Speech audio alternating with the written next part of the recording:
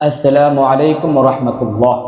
প্রিয় দর্শক, আজ আমি এমন একটি দোয়া নিয়ে কথা বলবো যে দোয়া পড়লে আল্লাহর আরশ কেঁপে ওঠে। সুবহানাল্লাহ।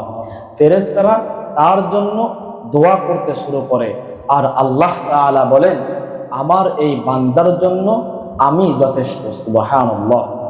দোয়াটি হলো, লা ইলাহা ইল্লা আনতা সুবহানাকা ইন্নী কুনতু মিনাজ জালিমিন। লা ইলাহা ইল্লা আনতা সুবহানাকা ইন্নী কুনতু মিনাজ জালিমিন। অর্থ, হে আল্লাহ, আপনি ব্যতীত কোনো উপাস্য নেই, আপনি পবিত্র, নিশ্চয় আমি ছিলাম অন্যায়কারীদের অন্তর্ভুক্ত। এই দোয়াটি কোনো সাধারণ দোয়া নয়, এটি সেই দোয়া যা এক নবীর জবান থেকে বাহির হয়েছিল যখন তিনি ছিলেন এক অন্ধকার সমুদ্রের গভীরে, এক বিশাল মাছের পেটের ভিতরে বন্দী অবস্থায়। তিনি ছিলেন নবী ইউনুস আলাইহি ওয়াসাল্লাম। তিনি তার জাতিকে বারবার আল্লাহর পথে ডাকলেন, কিন্তু তারা তার ডাকে সাড়া দেন নাই। রাগে, কষ্টে, দুঃখে তিনি শহর ছেড়ে বেরিয়ে পড়লেন। আর তখনই ঘটল এক আশ্চর্য ঘটনা। সমুদ্রের মাঝখানে তাকে গিলে নিল এক বিশাল মাছ। চারিদিকে শুধু অন্ধকার, কোনো আলো নেই, কোনো পথ নেই, কিন্তু তার অন্তরে ছিল এক জ্যোতি, সেটা হলো আল্লাহ তাআলার স্মরণ। সুবহানাল্লাহ।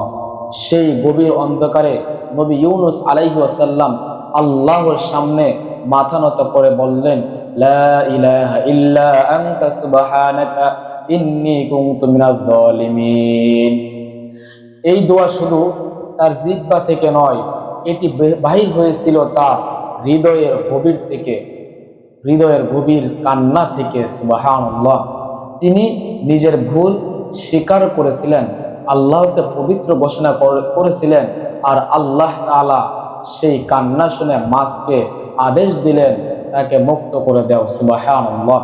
এইভাবে তিনি রক্ষা পেলেন। প্রিয় ভাই বোনেরা, এই দোয়া আল্লাহর দরবারে এতই প্রিয় যে যখন কোনো বান্দা দুঃখে, কষ্টে, বিপদে এই দোয়া পড়ে, তখন ফেরেশতারা বলে, হে আল্লাহ, এই কণ্ঠ তো আমরা চিনি, এই কণ্ঠ তো সেই কণ্ঠ যা আপনি ইউনুস নবীর থেকে শুনেছিলেন। সুবহানাল্লাহ। আর তখন আল্লাহ তাআলা বলেন, হ্যাঁ, এই আমার প্রিয় বান্দা, তার দোয়া আমি অবশ্যই কবুল করব। এখন প্রশ্ন হলো, আমরা এই দোয়াটি কবে, কিভাবে পড়ব? এই দোয়াটি আমরা আমল করব কিভাবে? এই আমল করার নিয়ম হলো, প্রথমে 3 বার আস্তাগফিরুল্লাহ পড়তে হবে। আস্তাগফিরুল্লাহ, আস্তাগফিরুল্লাহ, নিজের গুনাহ থেকে মুক্ত করার নিয়তে। এরপর 3 বার দুরূদ শরীফ, আল্লাহুম্মা সাল্লি আলা মুহাম্মাদ ওয়া আলা আলি মুহাম্মাদ, আল্লাহুম্মা সাল্লি আলা মুহাম্মাদ ওয়া আলা আলি মুহাম্মাদ। এরপর 3 বার, এরপর 7 বার লা ইলাহা ইল্লা আনতা সুবহানাকা ইন্নী কুনতু মিনাজ জালিমিন। এই দোয়াটা 7 বার পড়ব। এবার আল্লাহর কাছে আপনার মন খুলে দোয়া করবেন। আপনি মন খুলে দোয়া করবেন। আপনার কষ্ট, আপনার দুঃখ, আপনার ইচ্ছা সবকিছু আল্লাহ তাআলা কবুল করবেন। বিশ্বাস রাখতে হবে, এই দোয়া একবারও কবুল হলে আপনার জীবনের অন্ধকার আলোর পথে বদলে যাবে ইনশাআল্লাহ। সকাল ও সন্ধ্যায় নিয়মিত এই দোয়া পড়ে ফেলেন এবং দেখবে যে আপনার অন্তরে এক শান্তি নেমে আসবে, বিপদ দূর হবে, মন হবে হালকা। কারণ আল্লাহ নিজেই বলেছেন, আমি দুঃখের ডাকা বান্দার ডাক অবশ্যই শুনি। আল্লাহ তাআলা আমাদের দোয়া অবশ্যই কবুল করবেন। তাহলে চলেন আজ থেকে শুরু করি এই দোয়াটি।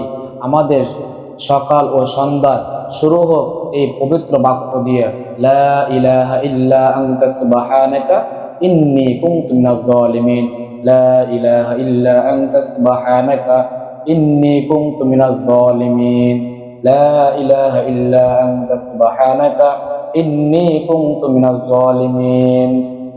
এই দোয়াই হোক আর আপনার জীবনের আলো। তাহলে এই পর্যন্ত শেষ করছি। আসসালামু আলাইকুম ওয়া রাহমাতুল্লাহি